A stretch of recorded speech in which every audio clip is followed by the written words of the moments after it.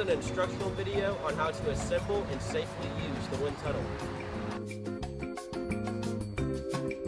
The first step in assembling the wind tunnel is identifying the front and the back of the test section. The front of the test section has an arrow with a square behind it, while the back of the test section has an arrow with a triangle behind it. These arrows correlate with arrows on the diffuser and the contraction cone. The first step is to insert the flow straightener. This goes between the test section and the contraction cone. It's noted top, left, right, and all you need to do is slide it right into the test section. To connect the contraction cone to the test section, slide it in place. The silver arrows on the top should align. First, connect the top latch. Now, connect the latches on either side.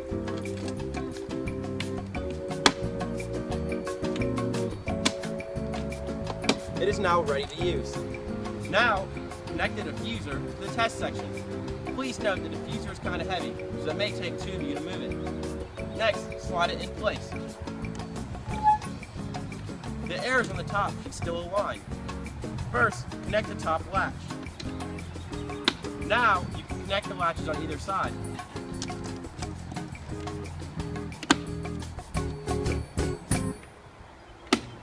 Now, the diffuser is connected to the test section. To access the test section, first, remove the pin at the top. Now, the front can be folded down. Please be careful during this phase. If you drop the front, it can shatter, so be careful. Next, once you have put something in the test section, fold the front back up and reinsert the pin. This pin is connected by a string to the wind tunnel, so it should be difficult to lose. Once the wind tunnel is assembled, plug it in. Note, this will not turn the fan on immediately, so don't worry.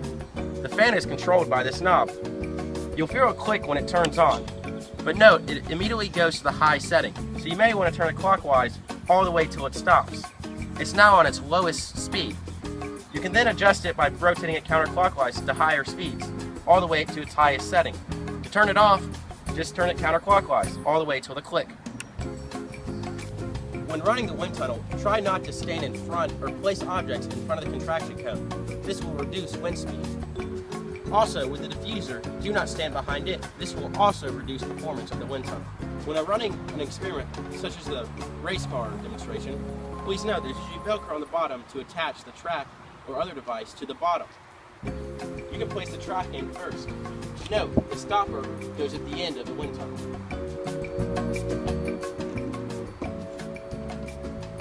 Next, place the car on the track. Close the front of the wind tunnel.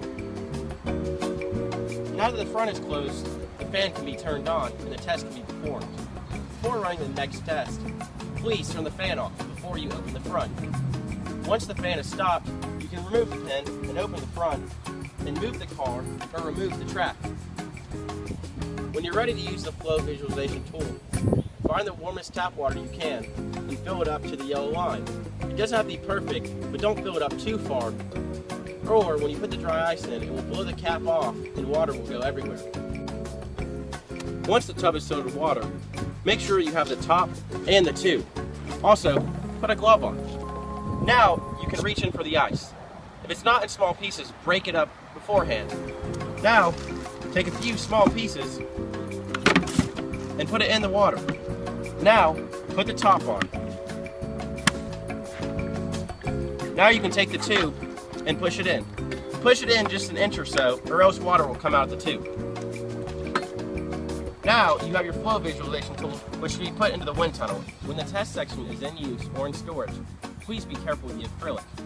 If a heavy object is dropped on it or stored on top of it, it can fracture and break.